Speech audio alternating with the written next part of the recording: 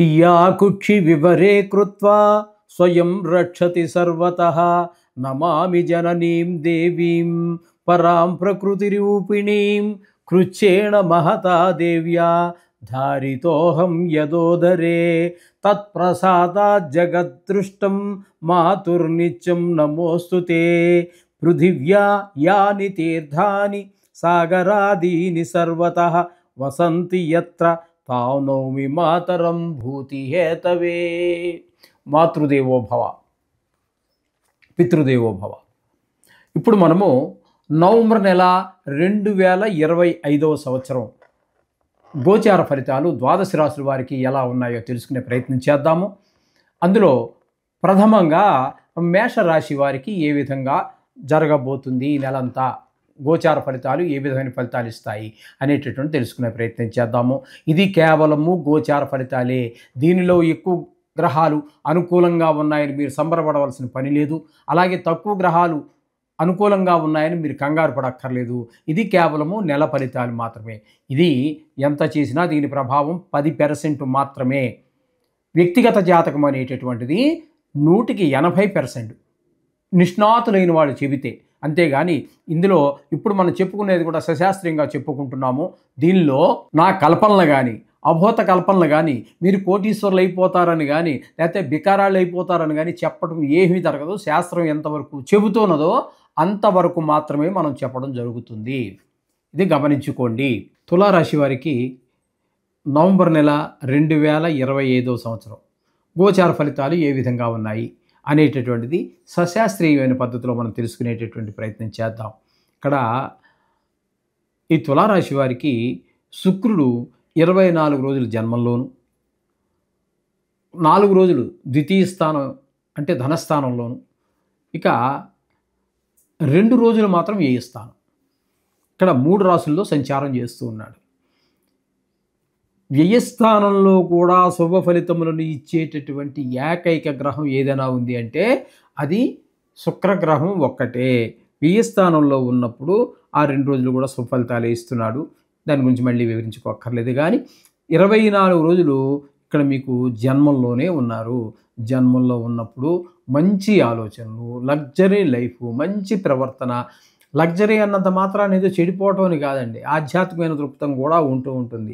ఆ విధంగా మొత్తం చాలా టింగరంగా అన్నట్టుగా పూలరంగల్లాగా ఉంటూ ఉంటారు వీళ్ళు ఎప్పుడు కూడా, జన్మంలో శుక్రుడు ఉన్నటువంటి వాళ్ళు. అలాగే ద్వితీయ స్థానంలో శుక్రుడు 4 రోజులు కూడా ధనాన్ని లోటు ఉండకుండా చూస్తాడు. మాట చాలా ఎదటి వాళ్ళకి ఇంకా మాట విందాము అనిపించేటట్టుగా మాట్లాడటం, సమయానికి తగినట్టుగా మాట్లాడటం, ఆ గొంతులో కూడా ఒక మాధుర్యం, ఇట్లాంటివన్నీ కూడా ఉంటాయి. కుటుంబంలో కూడా చాలా ఆహ్లాదకరమైనటువంటి పరిస్థితులన్నీ కూడా ఏర్పడుతూ ఉంటాయి ఈ శుక్రుడు వల్ల. అంటే మొత్తం మీద ఈ తులారాశి వారికి శుక్రుడు పూర్తి అనుకూలుడు. కాబట్టి వీరికి కూడా సినిమా రంగంలో కానీ టీవీ రంగంలో ఉన్న వారికి కానీ షేర్ మార్కెట్లో పెట్టుబడి, ధనస్థానం 2వ స్థానం ధనస్థానం అక్కడ కూడా ఉన్నారు. కాబట్టి ఇక్కడ మీకు మంచి ఈ షేర్ మార్కెట్లో పెట్టుబడి పెట్టే వాళ్ళకు కూడా అనుకూలంగా మనం చెప్పుకోవచ్చు. ఇక రవి యొక్క సంచారం తీసుకున్నట్టయితే, సూర్యభగవానుడు సంచారం తీసుకున్నట్టయితే జన్మంలోనూ ద్వితీయంలోనూ 2 చోట్ల, ఈ 2 చోట్ల కూడా ఆయన అనుకూలమైన ఫలితాలు అయితే ఇవ్వడు. కాబట్టి జన్మంలో ఉన్నప్పుడు చెడు అంటే కొంచెం తీవ్ర స్వభావంగా ఉండటం, కొంచెం రఫ్ క్యారెక్టరు, ఇట్లాంటివన్నీ ఉంటాయి. ఇక ద్వితీయ స్థానంలోకి వచ్చేటప్పుడు కొంచెం ధనానికి ఇబ్బంది పడే పరిస్థితి ఉంటుంది, ధనానికి ఇబ్బంది పెట్టేటటువంటి పరిస్థితి ఉంటుంది, మాటలో కఠినత్వం ఉంటుంది. అలాగే కుటుంబంలో కూడా ఆహ్లాదకరమైనటువంటి పరిస్థితి ఉండదు. ఈ విధమైన ఫలితాలన్నీ సూర్యభగవానుడు ఇస్తున్నాడు. అలాగే ద్వితీయ స్థానంలో కుజుడి యొక్క సంచారం మొత్తం నెల అంతా ఉందండి. ద్వితీయంలో కుజ సంచారం కూడా ధనానికి ఇబ్బంది పెట్టే పరిస్థితే ఉంటుంది. వాక్కు, కుటుంబంలో సంతోషం లేకపోవడం, మాటలో కఠినత్వం, ఇవన్నీ సహజంగానే ఉంటూ ఉంటాయి. ఇక బుధుడిని గురించి మనం చెప్పుకోవాలి అన్నట్టయితే, ఈ బుధుడు జన్మంలో ఒక 6 రోజులు అంటే వక్రగతి వచ్చిన తర్వాత అనమాట. తత్పూర్వం కుజుడు ద్వితీయ స్థానంలోనే, బుధుడు ద్వితీయ స్థానంలోనే ఉంటారు. ఇక్కడ ద్వితీయ స్థానంలో 24 రోజుల్లో మాత్రం ధనానికి లోటు లేకుండా ఆయన ప్రయత్నం ఆయన చేస్తాడు. మాట సౌమ్యంగా ఉంటుంది, కుటుంబంలో కూడా హ్యాపీగా ఉంటుంది. 24 రోజులు ఎక్కువ సమయం ఈయన మీకు అనుకూలంగానే ఉన్నారు. ఎవరు? బుధుడు. 6 రోజులు మాత్రం కొంచెం ప్రతికూలమైన ఫలితాలు ఉన్నాయి. అంటే ఇక్కడ మనకి శుక్రుడు పూర్తి అనుకూలంగా ఉన్నాడు, బుధుడు చాలా వరకు అనుకూలంగా ఉన్నాడు. అలాగే పంచమ స్థానంలో రాహువు, శని భగవానుడు. శని భగవానుడు షష్టమంలో ఉన్నప్పటికీ కూడా వక్రగతి కారణంగా పంచమ స్థాన ఫలితాన్ని ఇస్తూ ఉన్నారు. ఈ పంచమ స్థాన ఫలితం వల్ల ముఖ్యంగా పిల్లల చదువు మీద, వాళ్ళ ఆలోచనల మీద, వయసును బట్టి చెడు స్నేహాలు ఇట్లాంటి వాటి మీద ఆధారపడి ఉంటుంది. మీరే గనక స్టూడెంట్ అయి ఉంటే కూడా మీకు కూడా చదువు మీద శ్రద్ధ తగ్గడం లాంటివి కనిపిస్తూ ఉంటాయి. ఈ విధమైన పరిస్థితులన్నీ శని భగవానుడు ప్లస్ రాహువు కూడా కల్పిస్తున్నారు. 2 రోజులు మాత్రం మీనంలో ఉంటారు. ఆ 2 రోజులు కాస్త మీకు శని భగవాను నుంచి విముక్తి అవుతుంది. అదే వక్రగతి నుంచి త్యాగం అవుతుంది. అంటే రుజు మార్గంలో ప్రయాణించడం మొదలు పెడతారనమాట. అక్కడి నుంచి మళ్ళీ అక్కడ ఉన్న ఫలితాలన్నీ అక్కడ మళ్ళీ చెప్పుకుందాం తర్వాత, ఈ నెల అయిపోయిన తర్వాత. ఇకపోతే దశమ స్థానంలో గురుగ్రహ సంచారం జరుగుతుంది. దశమ స్థానంలో గురుగ్రహము గోచార రీత్యా యోగించదు. వృత్తిపరమైన ఇబ్బందులు ఉంటాయి.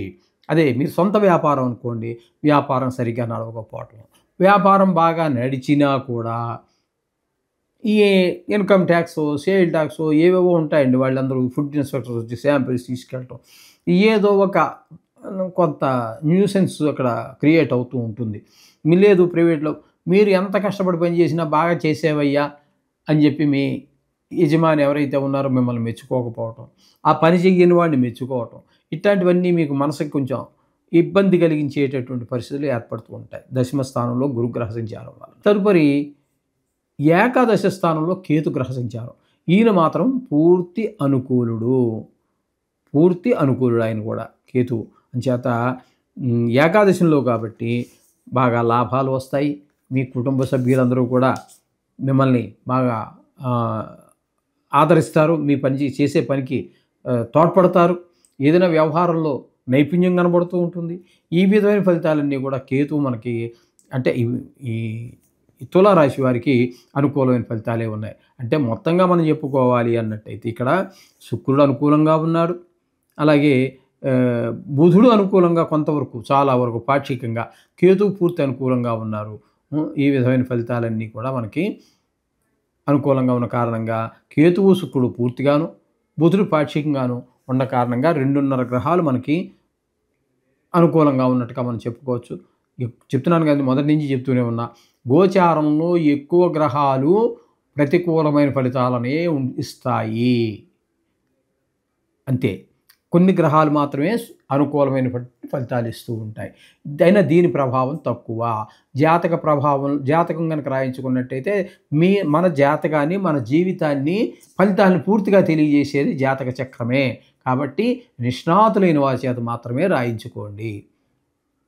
అటువంటి వారు ఎవరైనా మీకు దొరికితే సరే, లేదా మా దగ్గర కూడా సౌకర్యం ఉన్నది, రాయించుకోండి.